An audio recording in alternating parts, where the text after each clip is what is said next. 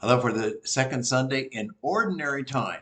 And I'm only going to use the first reading, 1 Samuel 3b to verse 10, and then also verse 19 from the Sunday's reading. And I call this longing for God or listening to God. And all about Samuel and me, or you. Well, first of all, I just think that's a wonderful. We read that gospel, pretty much the same gospel, this past Wednesday at church from the book of Samuel. We're doing the same thing this Sunday morning, same reading. And it got me thinking as far as what Samuel experienced and what I try, or I think you ought to try, or what you might experience. And we're reading a book in a group study, a book club. It's called Longing for God. And the subtitle is An Introduction to Christian Mysticism. We're about halfway finished. And there's one chapter in there, or part of one chapter, that really influenced me relative to what happened with Samuel and Eli. You know, the story, we just heard it or you read it. As far as Eli is sleeping and he wakes up in the middle of the night and he thinks Eli's calling him, so he runs, "Did you call me?" "No, I didn't call you, go back to sleep." Did it three times. And finally, after the third time, Eli, the priest, said, "Well, I think God's calling and trying to talk to Samuel." And so he says, "Well, Samuel, go back to sleep, and if God calls or if you wake up and you think I'm calling you, I think maybe the Lord is trying to speak to you." And that's the gist of that first reading. But I think in this book that we're talking about, it goes through the history of many mystics in the history of our church. And some of them you might know and or heard of, like in the Augustine in the 300s. And in the 1000s, 1100s, 1200, Bernard of Clairvaux, Hildegard of Bingen, Meister Eckhart.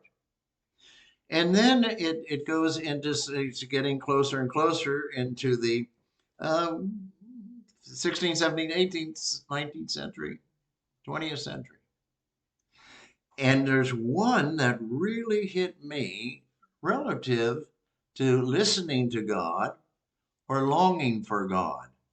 And that is a fellow's name is Douglas Steer, 1901 to 1995. And he was a Quaker. What does Quaker have anything to tell me? Well, I think maybe a lot. But his insight into listening to God or experiencing God or longing for God, mysticism, is sort of like this. The Quakers believe that there is infinite worth to every person because of the inner light and the divine spark that is in every person on planet Earth or the history of the world. And I think that too. And I think that's too is because it sort of says something like that in the book of Genesis. In the book of Genesis, chapter 1, verses 27, it says, God created man in his image. In the divine image, he created him. Male and female, he created them. So this God speaking to us or creating us or giving us all this inner light is extremely, extremely important. And this individual, this Quaker, Douglas Steer, says that. What I like is, he says, and you can experience that inner light. You can experience God speaking to you. but the problem is when God does that, it's to you for you. And if it's really a mystical experience or a real deep insight and so forth, it's God speaking to you like he did Samuel. And it applies to you. And it's God in you and for you. And you sort of know it, but it's very difficult to explain. And I know some of these guys or gals, they sort of had this experience and I don't know, they make it too abstract, they make it too individualistic, and what happened to me should happen to you, and they spell it all out. And so it doesn't work that way. It works that you have an experience of God teaching, talking to, communicating with you, and it has a great effect on you. And it is for you, and it's inexplicable. We can't we can't describe it to other people, or we can't make it into this spiritual theology of how to pray or how to have these experiences. It just doesn't work that way. It works sort of like Samuel. On the fourth try, after listening to Eli, he said, after he woke up and had thought it was maybe Eli again, but it wasn't. He did what Eli told him. Speak, Lord, for your servant is listening. Wow.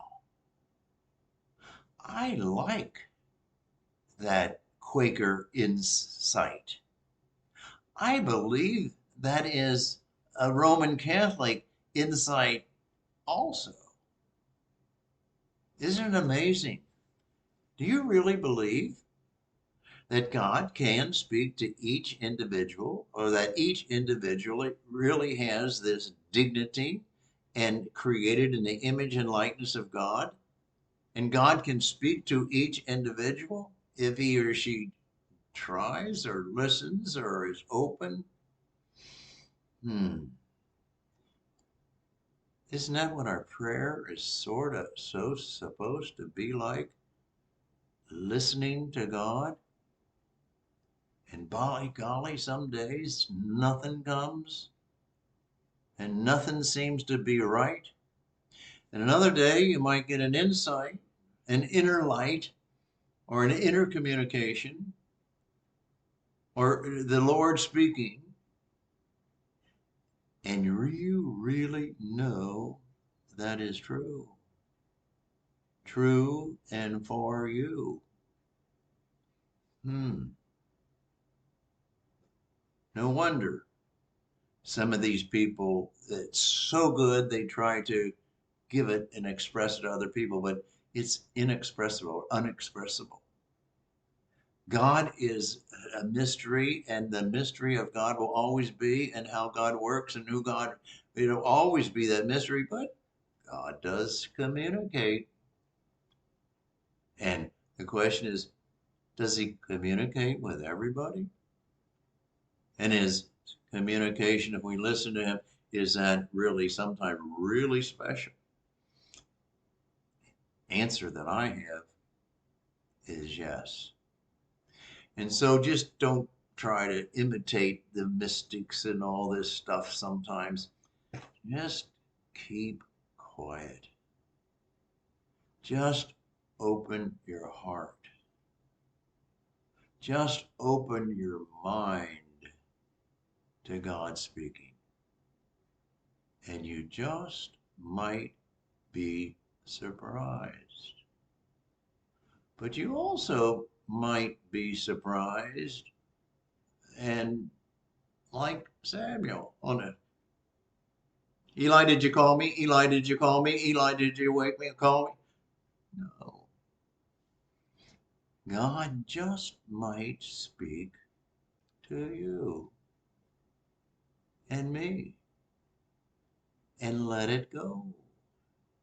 absorb it, live it, take it in, and you can try to explain it, but you probably know deep down it is God speaking to me. So I think there are more mystics around than we give credit for.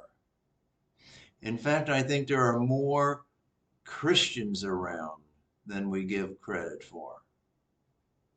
That's why I love that concept of my favorite teacher, Carl Rahner, way back when. In the 1950s, late 1950s, he had this theory he called the anonymous Christian. That there are people living what Jesus taught, but they never say, Christ told me to do this. I think there are mystics around and that have had divine experiences or God experiences or Lord experience or Jesus experience that God is talking to you. Take that reading from Samuel and see if in any way that just might apply a little to you. I think it might. Have a good day.